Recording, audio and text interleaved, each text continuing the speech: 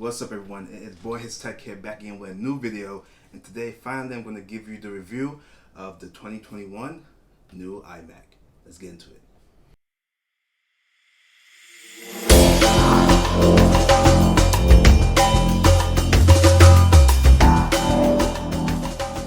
Alright, so welcome back to the channel, Boy His Tech here. And I'm finally going to give you a review of this new iMac 2021. I've been talking about it in my videos for like the past 2 months now. It came up in like May, late May, early June, I don't remember. But it came out around that time, I believe late May. Both of these devices came up. But we're going to be focusing on this device right here. This device is going to be my trusty notes, because the way I'm going to do this review style is kind of like a live review. So I have my notes here. I want to make sure I hit every single note, but I also want to see how this goes, because I'm trying to find my review style. And I think I'm going to like this one a lot. Alright, so jumping into this. The new 2021 iMac. So this is actually my third time recording this video, because the first time I recorded it, I made a mistake about the sound, and then the second time I recorded it, I had the video for there for a while. I ended up changing my setup to this format, and I was like, you know what, let's not use old footage, let's do a new review, because something about this iMac that I figured out after the review I recorded bugs me a lot. So we're gonna get into what that is, what the issue is. But before we get there, let's just talk about the good, and the good is gonna be a lot of things that you already know about the new iMac, because you're probably already seen a ton of reviews on it. The first thing is the obvious, the color. The color choice is amazing. I have the blue, the blue edition, and it looks beautiful. You see the back here. I love the darkness of this blue in the back. I love the pastel blue here on the front. I love the bezels. Let's see if we can turn it around really quick.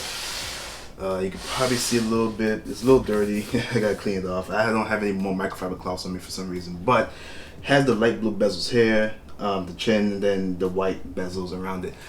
I personally like the white bezels. I think the white bezels look beautiful. I think the white bezels help.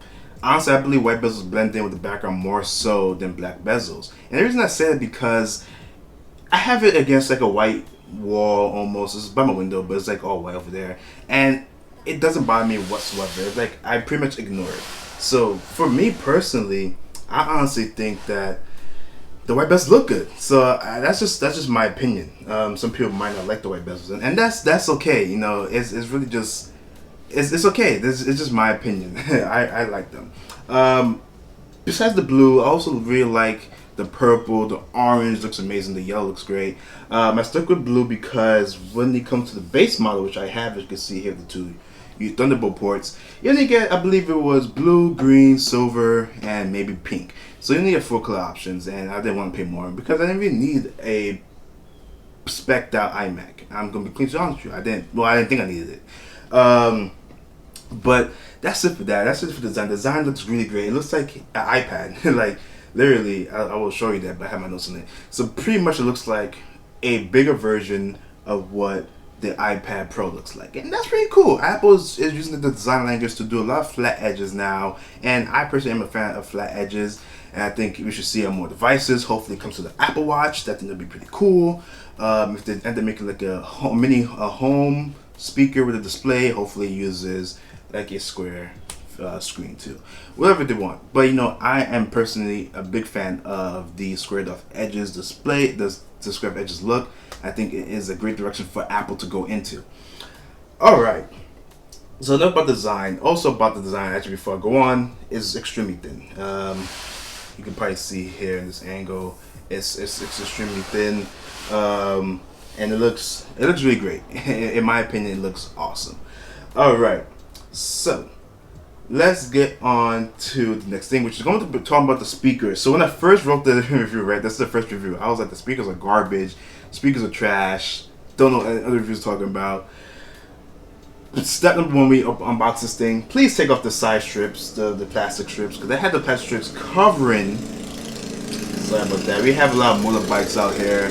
A lot of motorbikes in where I live, so it is what it is. Anyway, so I had the plastic wrap, the saran wrap, whatever you want to call it, on the mat, and it was covering the bottom speaker grills and the mic. So people saying, you sound bad, you sound funny, you can't hear you. And then when I'm in meetings or listen to music, it sounds so muffled and so no bass, like it sounds horrible.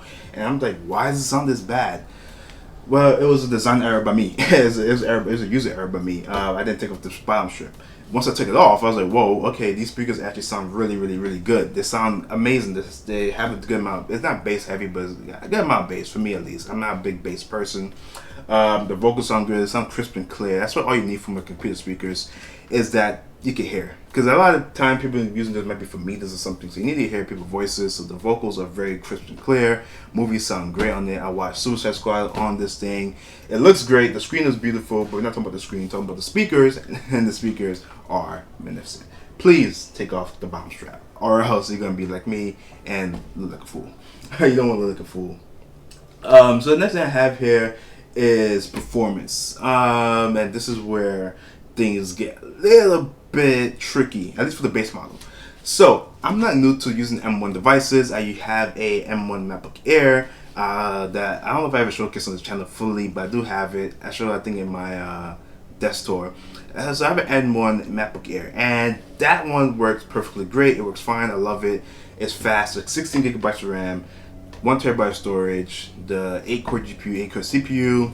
And the ring's great. I also had a Mac Mini at one point, if you remember that, way back in the days, of the early channel. I had a Mac Mini that was 8 gigabytes of RAM, 8-core GPU, 8-core CPU, and yeah, and that one I didn't use it too often. I use it every now and then. The reason I didn't use it too often is because for some reason with the Mac Mini and my monitors, there was again a flickering effect, and it doesn't happen on my gaming computer. So I don't understand why it happened with the Mac Mini. That was very confusing, very irritating, and very not cool. So I took it back because I'm not dealing with this HDMI issues, or whatever it is. I don't have time for that. And then this bad boy came in later on.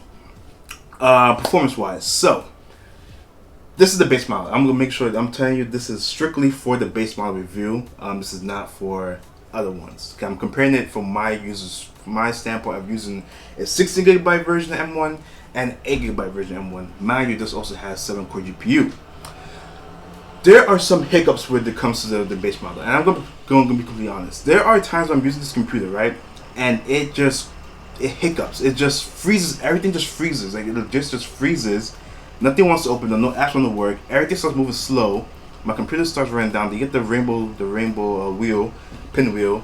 Along with that, the sound sometimes, like, you ever had speakers that like feel like it goes to Mac and you get like that sound, like I can't describe it, but it's like a popping noise on the speakers. That happens when the computer slows down. For some weird reason, when my computer slows down and starts acting up, and I had maybe too much apps open or whatever. I don't use Chrome, so no. The main thing that had opened up, honestly, on a day basis is going to be 1 second, because this bus is going to come, this FedEx truck is going to drive through, and FedEx truck is now almost gone. So the apps I use on a day basis is going to be between, I use Safari, I use Skype for work, Zoom for work, Spotify is open, can listen to music when I'm working, I have maybe notes open, Discord is probably open 24/7. I don't know what the RAM usage on that is. It might be high. I don't know. Sometimes I have Canada app open. Maybe I have downloads of like Finder or something like that. It's not heavy intensive app. I don't have Final Cut Pro open. I don't have Photoshop open. I don't have Illustrator open. This thing goes wild. It goes weird. It goes crazy when I just have those basic apps open, and sometimes I have to force turn it off and reset because of how choked up it gets and doesn't work. I don't know why that is. I'm thinking maybe it's because it's the 8 gigabyte version. Maybe I have a defective model. I don't exactly know. But I'm going to go and say it's the 8 gigabyte base model version cannot handle as much as I thought it can. Even on M1. I think at the end of the day, getting an 8 gigabyte version of an M1 device might not be the way to go. I'm going to be completely honest with you. You might want to look again at least 16 gigabytes of RAM, because if it's messing up here, I'm afraid to even update my computer, honestly, to the new macOS update, because at a certain point, it's gonna throttle. It's gonna like not throttle. I don't know the right word, but it's gonna get hiccupy. It's gonna slow down as more updates come, unless Apple does some really, really good like refining for it. But if you want your money's worth, get 16 gigabyte version. Do not get the base model 8 gigabytes. So I am having trouble with it, and I don't want other people to have the same trouble too. I'm gonna be completely honest with you. It does run down slow, and it's running slow on basic apps. Even sometimes when I have more heavy intensive apps. So like this is the 7-core GPU. Illustrator and Photoshop works fine on it. I haven't used Final Cut Pro on it yet. I usually edit on my iPad, but I just downloaded it. I'm gonna see how that runs. I don't know what to expect when it comes to exporting videos, but you know, having those apps open, it's just the RAM. The RAM just eats it up, you know. And that's at the end of the day, you just gotta be careful of your RAM usage on the base model version. So if you're like me and you might be using more of a power user, do not look for getting the 8GB version. You might regret it. To be completely honest with you. So just some other mentions. The base model does not come with Ethernet, and the charger brick thingy does not come with Touch ID. I got both of those to pay as an upcharge. I believe it was $25 for the Touch ID and maybe like $30 for the Ethernet port on the brick. I recommend you, if you do get the base model, I recommend you do upgrade to those because it is going to. Ethernet on here is no chef's kiss. Is amazing. It's 10 gigabytes, 100 gigabytes, or whatever it is. Definitely recommend you getting that. Touch ID is extremely useful. You don't always want to be typing in your password. It's so easy just to put your finger down and it opens up. Get those two, definitely. I didn't get the trackpad. I already had a trackpad, so I didn't see the need. It would have been cool to color code, but if you already have one, why waste the money? There's some more stuff on it. So I only had the 2 Thunderbolt ports. And I also have, if you see my desk tour, check it out if you haven't watched it, the OWC Thunderbolt hub. So I never run out of space. Even when before I had it, I didn't even have a problem with it. So 2 is perfectly fine for me. Some people might need 4 for the other usage. For me personally, 2 is fine. The head port jack is over here. Oop, I just put my fingers around the screen. That is not cool. But the head port jack, headphone jack is right here on the side. It's not often I plug in headphones into it. I use some sort of wireless headphones. I don't use wired headphones that often. This is my Sony's, and I want to connect it through the port.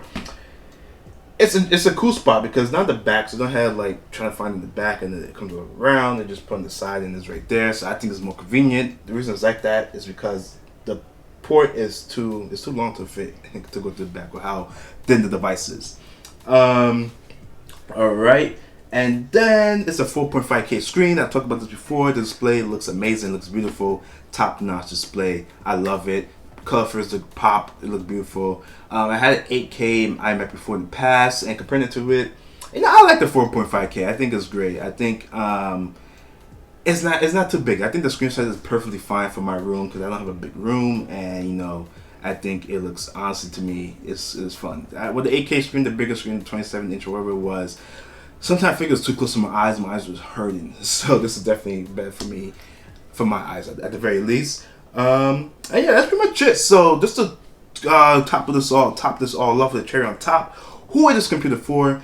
I would say this is for someone who's in the market for a family computer, you know, who's looking to keep something at home, someone who doesn't need a ton of power. Maybe if you're going to college, you're a college student, your work surrounds around like spreadsheets or like easy tasks, nothing too power intensive, writing like you're a blogger or something. This is going to be a really good computer for you. Definitely recommend picking it up.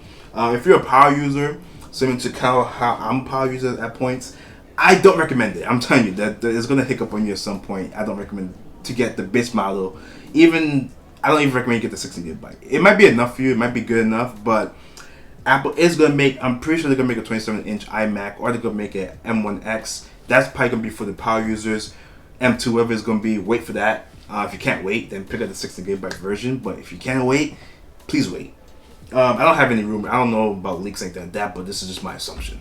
And then finally, if you need just some sort of desktop from Apple, and you want the benefit of the display, and you don't want, because honestly, the M1 Mac Mini is a better buy. It's cheaper. You get a nice looking cheap monitor. Monitor's covering like maybe $200, $300, and you still pay less than one of these. But if you want the convenience of having an all-in-one package, then pick up the iMac. If not, if you already have a monitor at home, or you could get one for cheap, get the iMac Mini. Get the Mac Mini. It's gonna be a better buy. It'll save you more money, and it'll run you a longer time. And that is all. That's it for this review. Tell me if you like this style of review. I feel comfortable up here. I have my notes on the side, and it's gonna be less editing for me, so that's a good thing.